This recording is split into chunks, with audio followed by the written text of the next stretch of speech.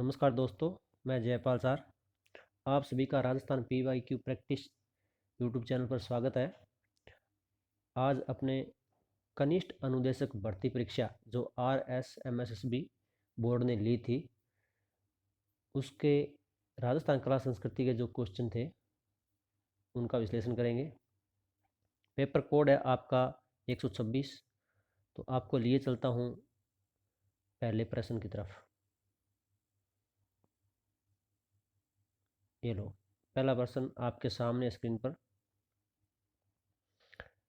Palace on wheels train किस जगह नहीं जाती है?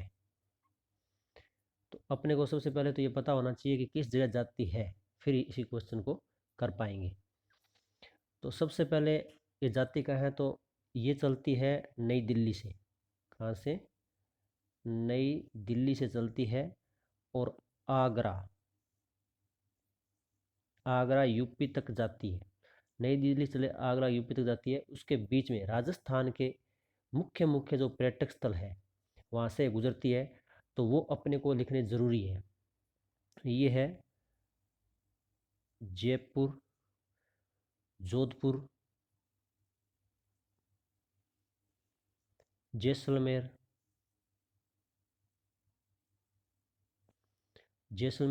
सवाई माधोपुर, के अलावा चित्तौड़गढ़, उदयपुर और बीकानेर। ये कुल 7 पर्यटक स्थलों से गुजरती है। कितने? 7 राजस्थान से। जयपुर, जोधपुर, जैसलमेर, सवाई माधोपुर, चित्तौड़गढ़, उदयपुर और बीकानेर। 7 पर्यटक स्थलों से गुजरती है। तो इस हिसाब से अपने ऑप्शन देखें तो सवाई माधोपुर से जा रही है, चित्तौड़गढ़ से जा रही है, जैसलमेर से जा रही है, तो ये धौलपुर से नहीं जा रही। तो अपना आंसर हो जाएगा धौलपुर। अब अपने को ये पता होना चाहिए कि इसका संचालन कब से शुरू हुआ और कौन इसका संचालन कर रहा है। तो इसका संचालन हुआ था 1982 से। कब से? 1982, 1982 से स्टार्ट हुआ। भारतीय रेलवे, कौन? भारतीय रेलवे और साथ में RTDC जो राजस्थान का पर्यटक विभाग है, ये मिलकर इसका संचालन कर रहे हैं। अभी इसकी वर्तमान में चर्चा क्यों है? वर्तमान में चर्चा इसलिए कि इसको अगस्त 2022 में फिर से स्टार्ट किया गया, क्योंकि बीच में कोरोना आने की वजह से 2020 के बाद में 2 साल तक ये बंद थी। तो अगस्त 2020 में इसको वापस शुरू किया गया है। ये होगी अपने पैलेस ऑन व्हील्स ट्रेन की बात। इसके अलावा अन्य 2 शाही गाड़ियाँ भी अपने राजस्थान में चलती है, देसी और विदेशी पर्यटकों को राजस्थान के पर्यटन स्थलों की शेयर कराने के लिए। वो कौन सी है? तो एक है royal Rajasthan on wheels, royal Rajasthan on wheels.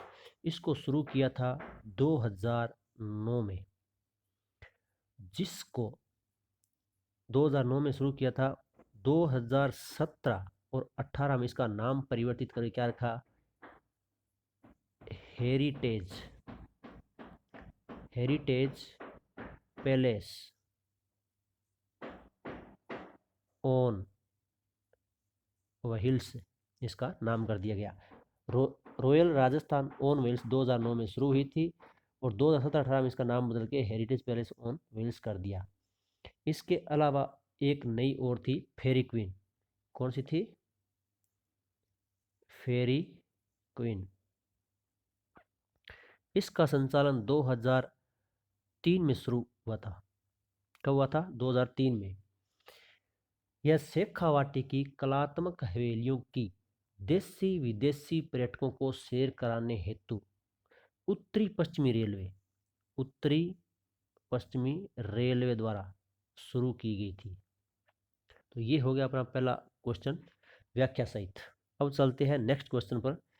तो 2 नंबर क्वेश्चन है अपना, हाड़ी रानी की बावड़ी या तालाब कहाँ स्थित है? तो ये अपना आंसर हो जाएगा टोडा राइसिंग। ये कहाँ पे है? टोंक में। टोडा राइसिंग टोंक में है। यहाँ पे हाड़ी रानी का तालाब है।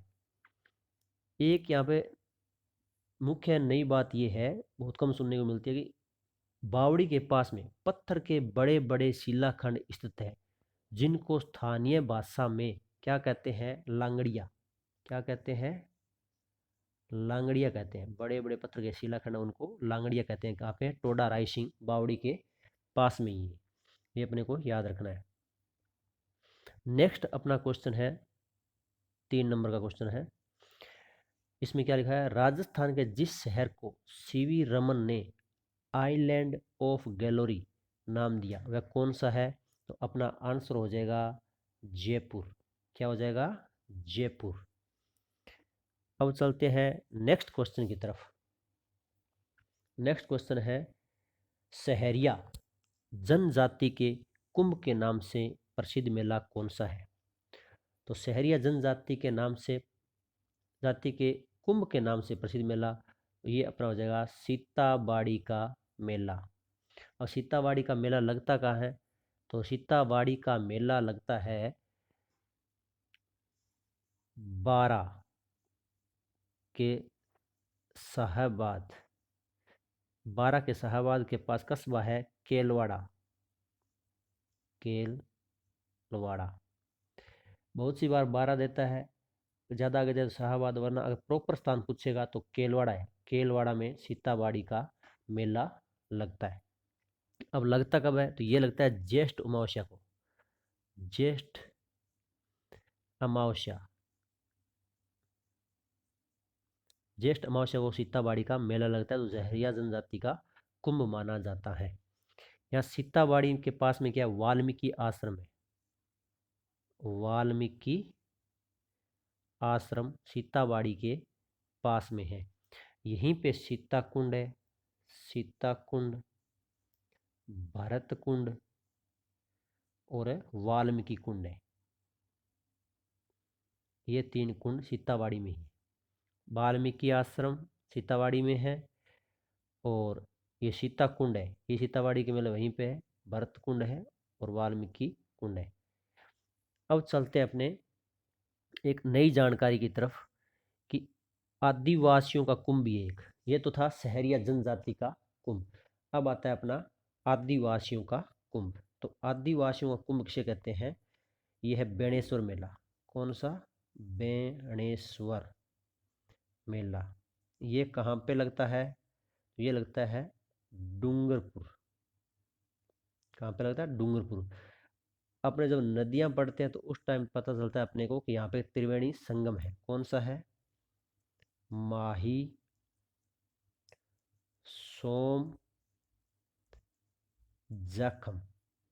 माही, सोम, जाखम, इसके त्रिवेणी संगम पर बेणेश्वर मेला लगता है डूंगरपुर में। अब बात यह आती है, मेला लगता है तो वहाँ पे कोई मंदिर भी होगा। तो वहाँ पे 3 मंदिर है। भगवान शिव, विष्णु मंदिर और संत मावजी का। संत मावजी के तीनों प्रसिद्ध मंदिर है वहाँ पे। तो ये था अपना 4th नंबर का क्वेश्चन। अब चलते हैं नेक्स्ट 5 पे। 5 नंबर का क्वेश्चन क्या कहता है, कि राजस्थान में आदिवासी महिलाओं में कटकी परिधान कौन पहनता है? कटकी परिधान कौन पहनता है?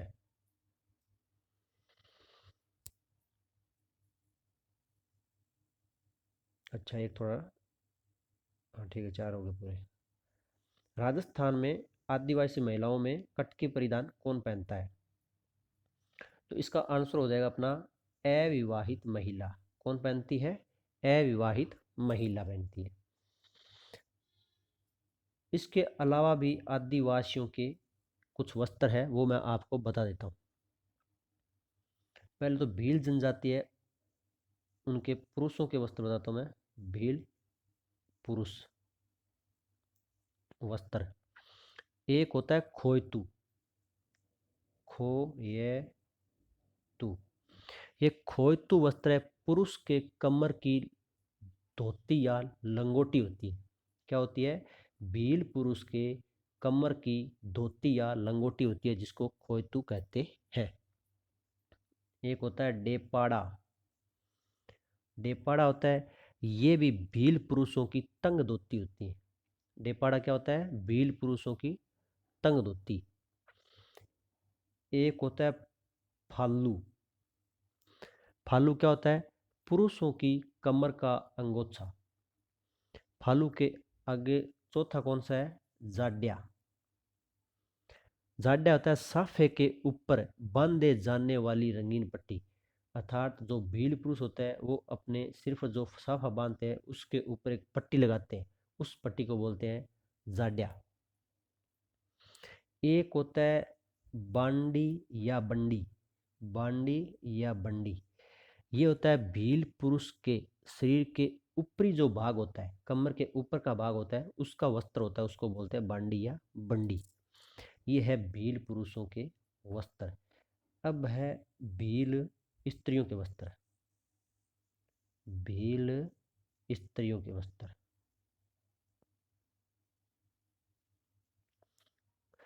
इसमें क्या होता है? कच्छाऊ। कच्छाऊ, कच्छाऊ होता है घुटने तक नीचा घाघरा। कच्छाऊ क्या होता है? घुटने तक नीचा घाघरा। 2 नंबर का वस्त्र अपना हो जाएगा पावली भात या चवन्नी छाप ओढ़नी होती है। पावली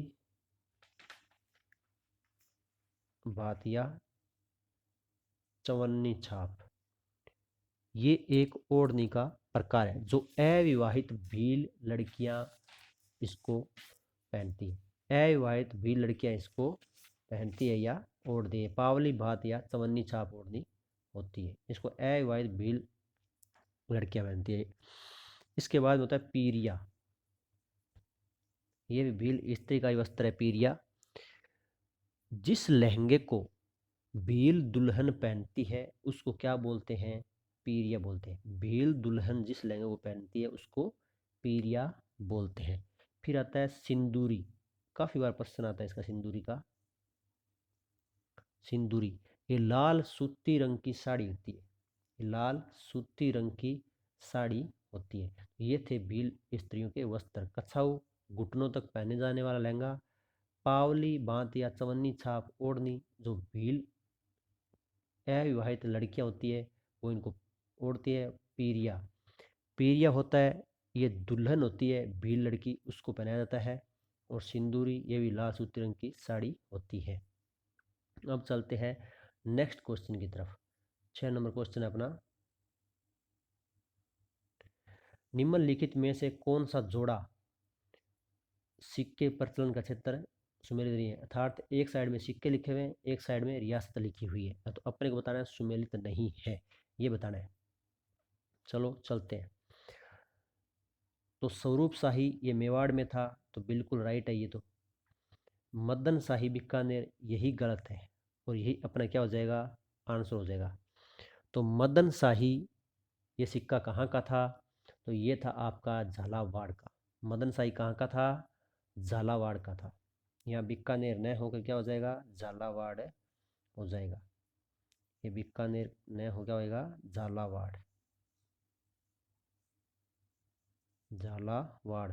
विजयशाही जोधपुर का था, और झाड़शाही जयपुर का था। अब अपने मेवाड़ आया है, पहले तो मेवाड़ के सिक्कों की थोड़ी बात कर लेते हैं कि मेवाड़ में कौन कौन से सिक्के प्रचलित थे।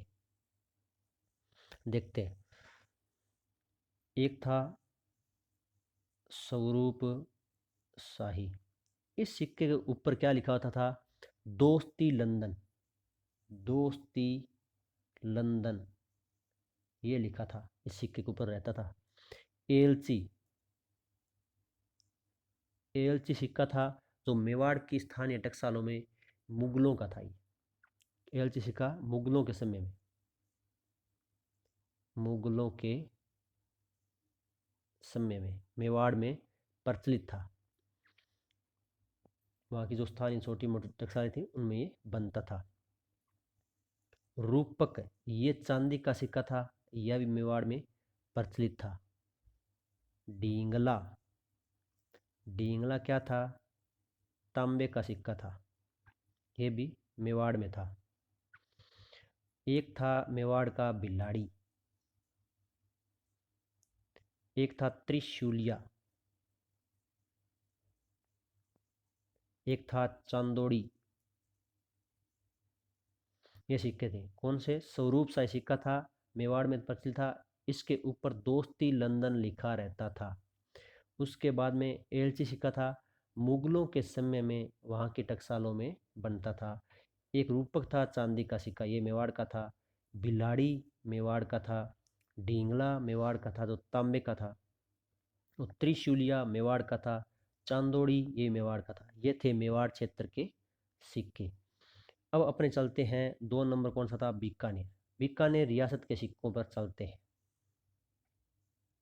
बीकानेर रियासत के सिक्के। बीकानेर रियासत में गज शाही सिक्का था, कौन सा था? गज शाही सिक्का प्रचलित था बीकानेर रियासत में। वो था चांदी का। क्या था? चांदी का सिक्का था वो। बीकानेर के महाराजा गंगा सिंह के सिक्के पर विक्टोरिया इम्प्रेस लिखा रहता था। क्या लिखा रहता था? Victoria impress. विक्टोरिया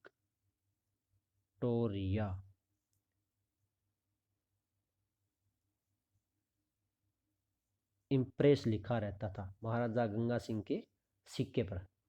और गज से सिक्का बीकानेर का था। अब चलते हैं नेक्स्ट ऑप्शन कौन सा था? जोधपुर। जोधपुर रियासत के सिक्कों पर। जोधपुर रियासत के सिक्के कौन कौन से हैं वो देखते हैं अपने। वो थे विजय शाही,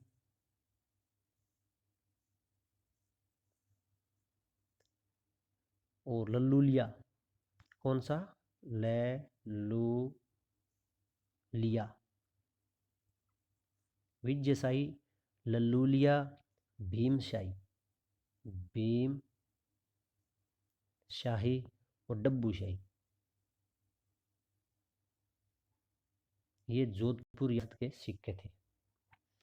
विजय शाही, लल्लूलिया, भीमशाही और डब्बू शाही, ये जोधपुर रियासत के सिक्के थे। नेक्स्ट ऑप्शन अपने पास था जयपुर। तो जयपुर रियासत के देख लेते हैं।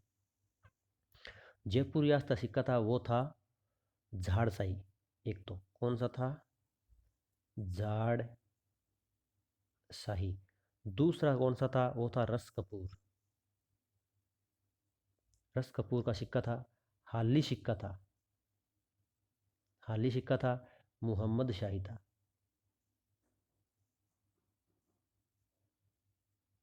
ये सिक्के थे किसके? जयपुर रियासत के। झाड़शाही, रस कपूर, हाली और मोहम्मद शाही, ये जयपुर रियासत के सिक्के थे। अब अन्य छोटी बड़ी रियासतें थी, उनमें भी मुख्य सिक्के चलते थे, वो बता देता हूँ आपको। एक था तमंचा शाही।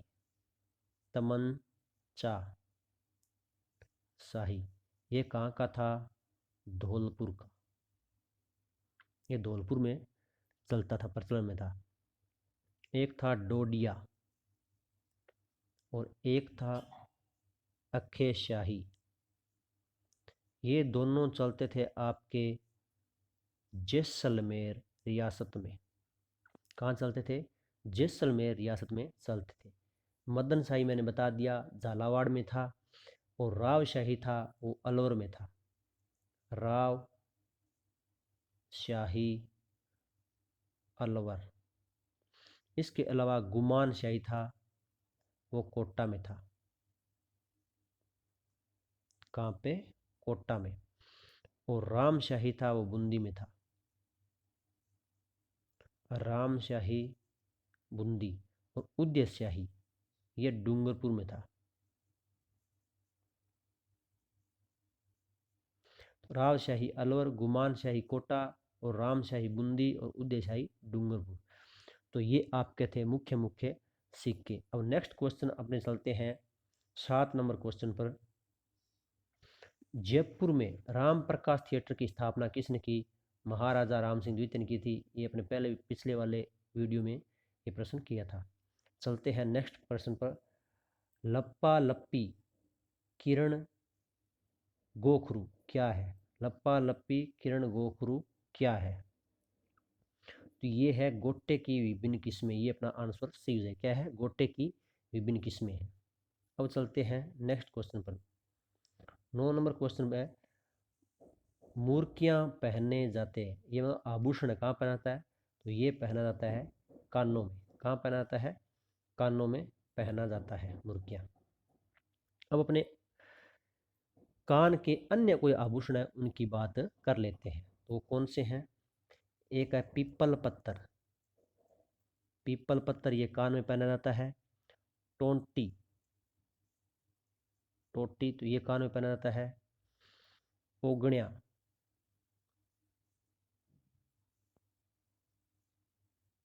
ओगण्या ये कान में पहना जाता है। दामना, ये भी कान में पहना जाता है। लूंग, ये कान में पहना जाता है। मोरूवर, ये भी कान में पहना जाता है। पीपल पत्थर, टोंटी, ओगण्या, दामना, लूंग, मोरूवर, ये सब के सब आभूषण हैं। ये कानों में पहने जाने वाले आभूषण हैं। चलते हैं 10 नंबर क्वेश्चन पर। 10 नंबर क्वेश्चन है निम्नलिखित को सुमेलित कीजिए और नीचे दिए गए कूट से सही उत्तर का चयन कीजिए। तो जाहर पीर किसको बोलते हैं? जाहर पीर बोलते हैं गोगा जी को। और शिव का अवतार किसको बोलते हैं? शिव का अवतार बोलते हैं आपके तेजा जी को। किसको बोलते हैं? तेजा जी को। लक्ष्मण का अवतार बोलते हैं, लक्ष्मण का अवतार फट चित्रकला, तो वह है आपका पाबू जी। और राम सा पीर कौन सा है? रामदेव जी। इस प्रकार से पहले का अपना हो गया 4 नंबर, एक का 4 नंबर, 2 का हो गया अपने, पहले का 4 नहीं है, सॉरी, पहले का हो गया 3 नंबर, पहले का 3 नंबर, 2 का 4 नंबर, और 3 का 2 नंबर, और 4 का 1 नंबर। इस प्रकार अपना आंसर हो जाएगा 3421, 3421, 3421। तो ये सी नंबर अपना आंसर हो जाएगा इसका सही। इस प्रकार से अब चलते हैं नेक्स्ट क्वेश्चन की तरफ। रज्जब वाणी पुस्तक किस पंथ या संप्रदाय से संबंधित है? तो ये है आपकी दादू पंथ से संबंधित है। रज्जब वाणी किसकी लिखी है? दादू पंथ से संबंधित है। अब चलते हैं नेक्स्ट क्वेश्चन की तरफ। जंतर वाद्य यंत्र किसके द्वारा बजाया जाता है? जंतर वाद्य यंत्र किसके द्वारा बजाया जाता है? तो जंतर वाद्य यंत्र है, ये बजाया जाता है आपका देव नारायण जी के भोपे। कौन? देव नारायण जी के भोपे बजाते हैं। ये ज़्यादा प्रचलित कहाँ पे है? मेवाड़ क्षेत्र में। मेवाड़ क्षेत्र में ज़्यादा ये प्रचलित है। मेवाड़ क्षेत्र में ज़्यादा प्रचलित है ये। देव नारायण जी के भोपे इनको बजाते हैं। यह तत्वाद्य यंत्र है। यह है कौन सा वाद्य यंत्र है? तत्वाद्य यंत्र है। अब बात यह आती है कि देव नारायण जी भोपे जंत्रवाद्य यंत्र बजाते हैं, बाबू जी भोपे कौन सा बजाते हैं? बजाते हैं तो ये है रावण हत्ता। रावण हत्ता ये भी तत्वाद्य यंत्र है। तो इसका मतलब तत्वाद्य यंत्र की बात कर लेते हैं, कौन कौन से तत्वाद्य यंत्र होते हैं शॉर्ट में। थोड़ा इसको मैं जूम कर लेता हूँ। ये लो, तत्वाद्य यंत्र होते हैं बपंग, बपंग, सारंगी, तंदूरा, इकतारा, रवाज, चिंकारा, रावण हत्ता, कम्मायच्चा,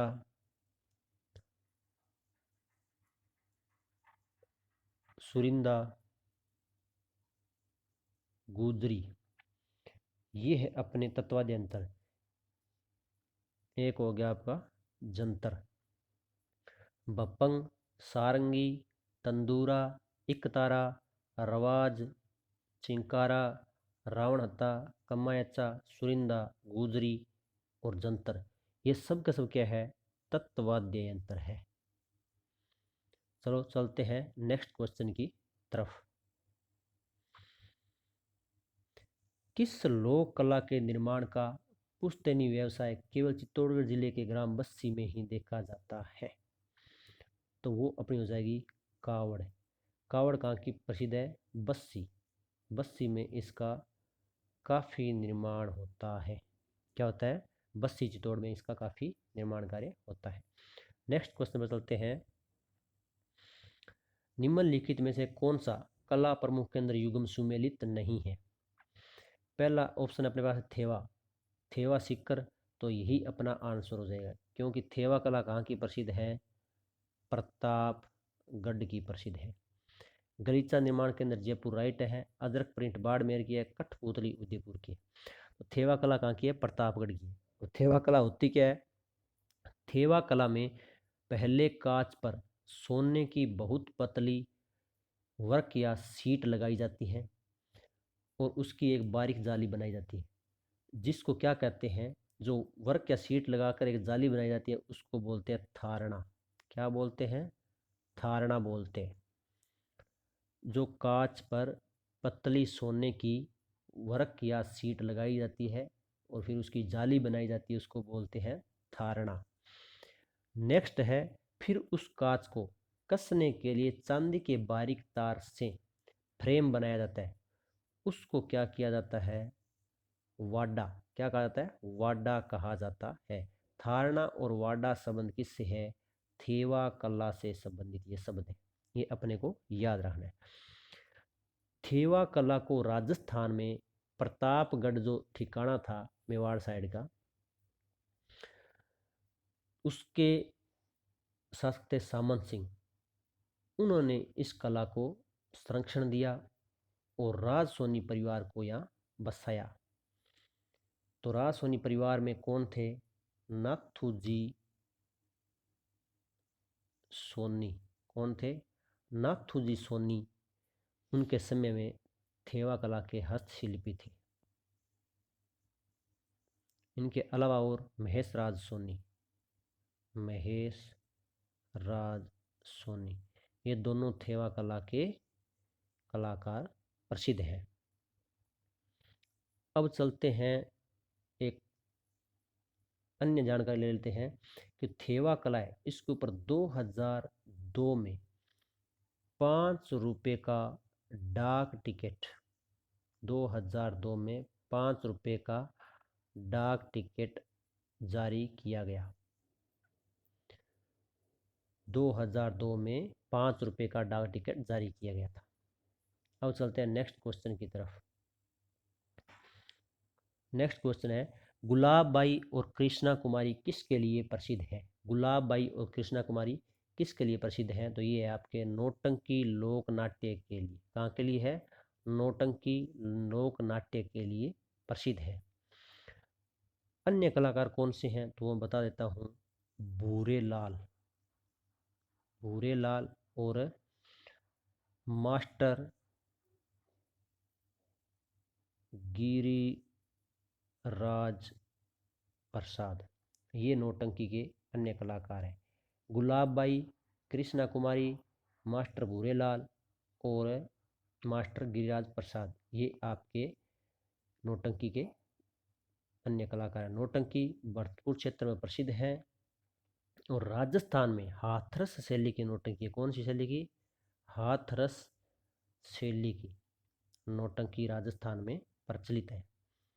अब चलते हैं नेक्स्ट क्वेश्चन की तरफ। 16 नंबर क्वेश्चन है, निम्नलिखित में से कौन सा मिलान सही नहीं है? अपने को मिलान करना है, सही नहीं है। रज्जब अली खान वीणा वादक, ये बिल्कुल राइट है, ये वीणा वादन संबंधित है। आमिर खान सितार वादक, ये भी राइट है। अल्लाह जिलाबाई मांड गायक, ये भी सही है।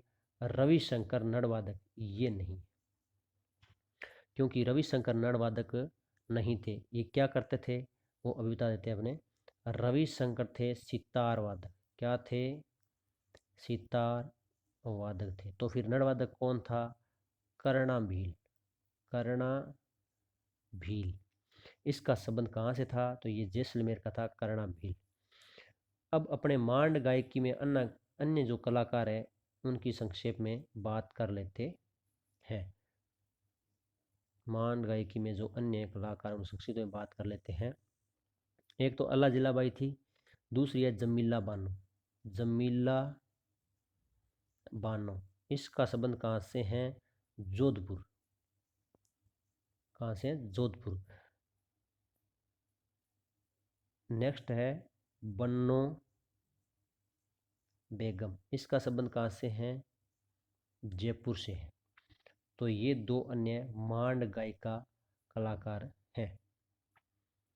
अब चलते हैं नेक्स्ट क्वेश्चन की तरफ।